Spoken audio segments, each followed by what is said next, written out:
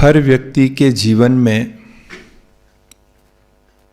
जो कुछ भी वो कर रहा है उसका लक्ष्य होना चाहिए। वो लक्ष्य उसे कठिनाई भरे मार्ग में भी मंजिल की ओर ले जाने के लिए मोटिवेट करता रहता है।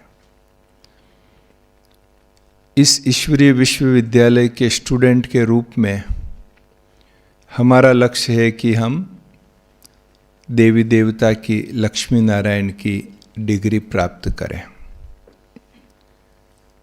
वो अल्टीमेट है। लेकिन वर्तमान समय जो संगम युग चल रहा है, तो इस संगम युग में हमारा लक्ष्य होना चाहिए कि हम सदैव खुश रहें। अगर हमें संगम युग की प्राप्तियों के कारण संगम युग का महत्व पता है, तो हमारी खुशी सदा बनी रह सकती है।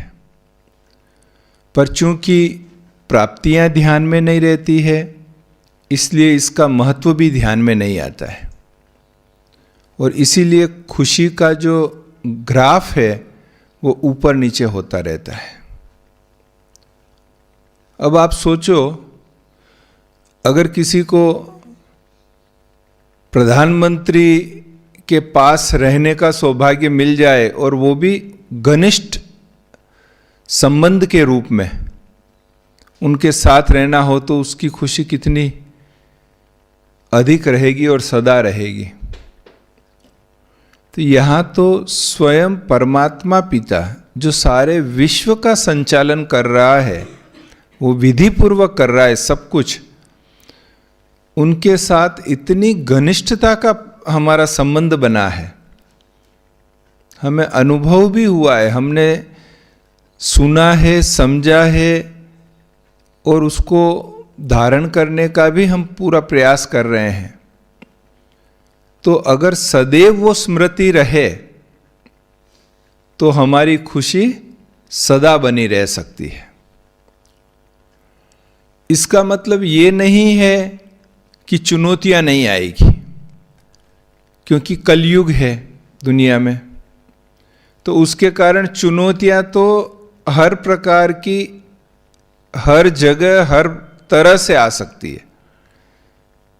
अपने मन से भी आ सकती है, अपने शरीर से भी आ सकती है, अपने नियर एंड डियर से भी आ सकती है, जो नहीं जानते हैं ऐसे अनजानों से भी आ सकती है, प्रकृति से भी आ सकती है। चुनौतियां तो किसी भी प्रकार से आ सकती है, पर हमें ये स्मृति रहे कि किसने हमें सिलेक्ट किया है, हम किसके साथ हैं, कौन हमारे साथ हैं, और हमारे इस जीवन का लक्ष्य क्या है। अगर ये स्मृतियां थोड़ी बनी रहे तो फिर हमारी खुशी ऊपर नीचे नहीं होगी, एक रस रहेगी, बढ़ती रहेगी। तो मूल बात है ईश्वर के साथ प्रेम। इतना प्रेम हो, इतना प्रेम हो, हर चीज उससे पूछते हुए, उससे बात करते हुए, उससे वेरीफाई कराते हुए हम करते जाएं, तो वो स्मृतियां भी ताजी रहेगी और हमारी खुशी का पारा भी मेंटेन रहेगा। प्रेम एक ऐसी शक्ति है जो हर असंभव को संभव करा देती है। बस उसके साथ हमारा इतना जिगरी प्रेम हो।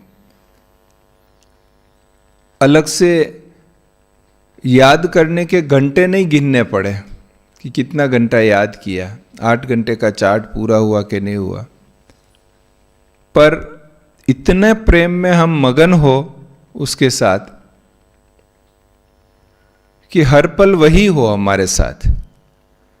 भक्ति में बहुत सुंदर वर्णन किया है कवियों ने, भक्त सम्राट ने, कि प्रेम गली अति सांकरी, उसमें दो नहीं समाते, या तो तू रहता है या मैं रहता हूं। अगर तू है तो मैं उसी में समा जाता हूं, मेरा अलग अस्तित्व ही नहीं रहता है फिर। तो वो प्रेम की पराकाष्ठा है कि जब उसके साथ इतना प्रेम है तो फिर हमें हमारी खुशी मतलब ऊपर नीचे नहीं होती, फिर सदा ही हम खुश रहेंगे, जो हमारे संगम युग का लक्ष्य है। क्योंकि 21 जन्मों की जो बादशाही बाबा दे रहे हैं उसमें पहला जन्म तो यही है। तो हम पहले जन्म में उस बादशाही का अनुभव तो करें। हाँ, ऐसे नहीं कि बादशाही मतलब कुछ सोने के महल मिल जाएंगे या आसन मिल जाएगा बैठने का या ये सब मिल जाएगा, वो नहीं। कलयुग में वो सब नहीं मिलेगा, लेकिन स्वराज अधिकारी तो बन ही जाएंगे। वो स्वराज अधिकारी का जो सिंहासन है वो मिल जाएगा। तो ये पहले जन्म में वो बादशाही, और उसका प्रत्यक्ष परिणाम है हमारी खुशी।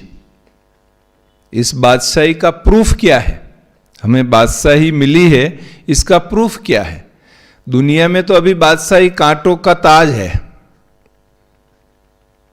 कितने बादशाह, दुनिया के प्रधानमंत्री और राष्ट्रपति और राजाओं के सामने जो है अभी झगड़े चल रहे हैं जनता के।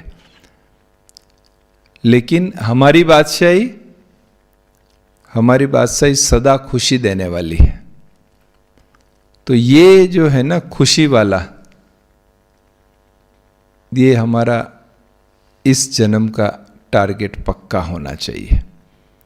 कुछ भी हो जाए, हाँ, हम जहाँ हमें परिवर्तन करना है हम खुद परिवर्तन कर ले, जहाँ दूसरों को परिवर्तन करना है उनको समझा के परिवर्तन कर ले। वे जो भी विधि निकालनी है निकाले, लेकिन हमारी खुशी बनी रहे बस।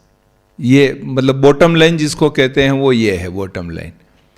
और कुछ भी नहीं हो तो भी भगवान भरोसे छोड़ के भी खुश रहे, क्योंकि संभालना उसको है, कॉन्ट्रैक्ट उसने लिया है परिवर्तन करने का। तो उसके भरोसे छोड़ के भी खुश रहें, लेकिन खुश रहें बस।